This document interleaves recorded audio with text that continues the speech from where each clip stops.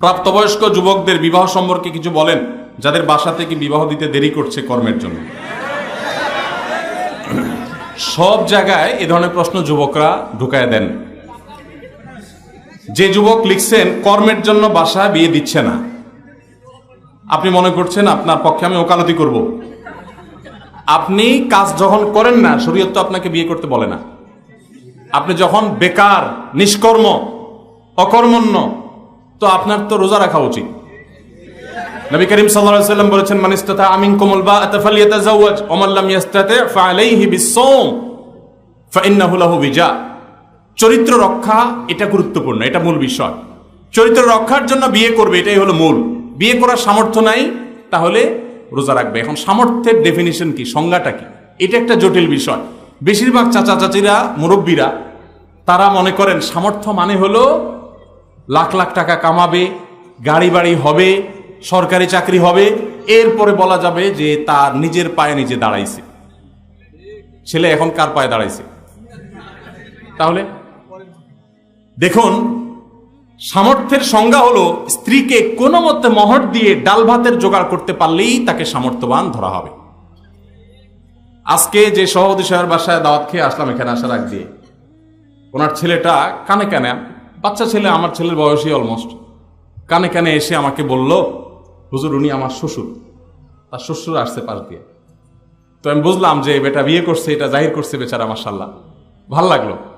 তো বললো যে আব্বা আপনার কথা শুনে আমরা তাড়াতাড়ি বিয়ে করেছি। কিন্তু আমি ঢাকায় এক হোটেলে উদ্বোধনে গেছি, পল্টনে, তো এক ছেলে তার বাপের হাত ধরে নিয়ে আসছে আমার কাছে, আইনা বলতেছে, হুজুর আপনি তো বিভিন্ন জায়গায় তাড়াতাড়ি বিয়ের কথা বলেন, যে আমার আব্বা বহুদিন বলছি, সে আমার কথা কোনো পাত্তাই দেয় না, আপনি এবার তাকে হাতে দাঁতে একটু ধরেন। আমি তো বেকুব হয়ে গেলাম, যে এরকম দৃশ্যের তো আশা করিনি। তো যুবক যারা বিয়ে করার জন্য চেষ্টা করছেন, মা বাপকে বোঝাতে পারছেন না, আপনাদের কাজ হলো হালাল উপার্জনের জন্য বেরিয়ে যাওয়া সিরিয়াসনেসের সাথে, এবং কাজ শুরু করে দেওয়া। বসে বসে নিজে বাপের হোটেলে খান, আবার বিয়ে করে বউ একটা না বলবেন এটাও বাপে ভালো, এটা তো যুক্তি হতে পারে না। কথা কি বুঝতে পারছেন? আর যারা মুরব্বীরা আছেন, আপনারা এবার কান খাড়া করে শুনেন। আপনাদের কর্তব্যের অংশ, নবী সাল্লাল্লাহু আলাইহি ওয়াসাল্লাম বলেছেন, তোমাদের ছেলে মেয়েকে যখন উপযুক্ত পাত্রপাত্রী পেয়ে যাবে, তখন আর দেরি করবে না বিয়ে দিতে। যদি দেরি করো, তাহলে এই পৃথিবীতে ফিতনা ফাসাদ ছড়িয়ে পড়বে। যেই পরিমাণ ব্যভিচার এখন হয়, আমি যুবকদের সাথে মিশে আমার যে উপলব্ধি হয়েছে সেটা হলো, এই সমাজে এমন যুবক হাতে গোনা শতকরা কয়েকজন পাওয়া যাবে কিনা সন্দেহ, যেই যুবক বুক টান টান করে বলতে পারবে যে এই বয়সে আমার এখনো চরিত্রে কোনো কালিমা লাগে নাই। এরকম বলা, বাপের বেটার মতো বলনেওয়ালা যুবক এই সমাজে খুব কোথায় চলে যাচ্ছে। যে সমস্ত মুরব্বীরা নিজেরা বিয়ে করছেন 14 বছর 15 বছর বয়সে, আছে না অনেক চাচারা,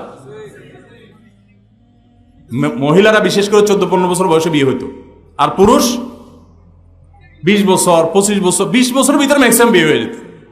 এখানে অনেক মুরব্বীরা আছে। এখন আমি বলতে চাই, আপনাদের আমলে বিয়েটা এত তাড়াতাড়ি না করলেও চলতো। তখন ফেসবুক ছিল না, ইউটিউব। এখন যুবক পোলাপান যে সমস্যার মুখোমুখি, এখন তাদেরকে আগে ভাগে যদি বিয়ে না দেন, ভালো করে শুনে রাখেন, আমার উস্তাদরা আছেন এখানে, ওলামা ইকরাম আছেন, হুজুররা ভুল হলে বলবেন, আপনার গাফিলতির কারণে, আপনার ঘড়িমসির কারণে আপনার সন্তান যদি চরিত্রহীন হয়, তলে তলে গুনাহে লিপ্ত হয়, তো আপনি তাহাজ্জুদ পড়েও বাঁচতে পারবেন না। সন্তানের গুনাহের বোঝা আপনাকেও বহন করতে হবে কিয়ামত। আল্লাহ অভিভাবকদেরকে বুঝার তৌফিক দান করুন, আর যুবকদেরকে আল্লাহ তাআলা কর্মমুখী হওয়ার তৌফিক দান করুন। একজন পুরুষের রোজগারের উপর পর্যায়ক্রমে কার হক বেশি, স্ত্রী সন্তানের নাকি মা বাবা ভাই বোনের?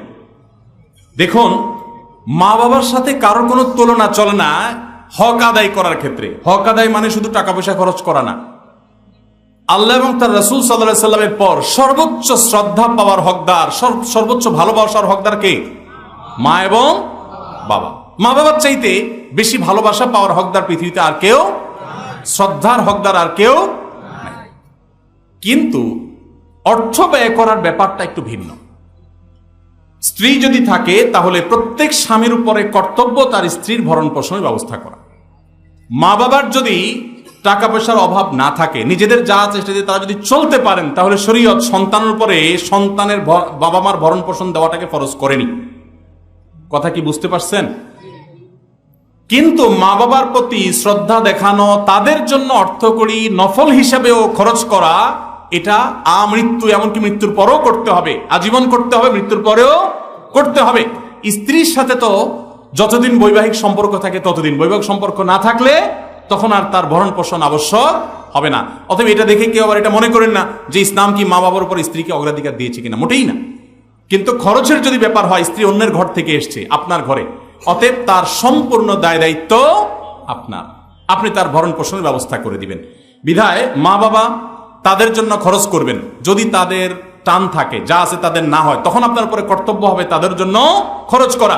আপনি 10,000 টাকা ইনকাম করেছেন, মা বাবার কোনো ইনকাম সোর্স নাই, আপনি না দিলে তারা আর খেতে পাবে না, অন্য কোনো সন্তান নাই বা তারা দেয় না, তখন আপনি স্ত্রীর জন্য যদি 5,000 খরচ করেন, মা বাবার জন্য আপনাকে 5,000 খরচ করতে, 5,000ই খরচ করতে এমন কোনো কথা নাই, তাদের ভরণ পোষণের ব্যবস্থা করতে হবে। কথা কি বুঝতে পারছেন? তাহলে তাদের না থাকলে তখন আবশ্যক হবে, আর স্ত্রীর থাকুক আর না থাকুক, সর্বাবস্থায় স্ত্রীর ভরণ পোষণ স্বামীর উপরে কর্তব্য।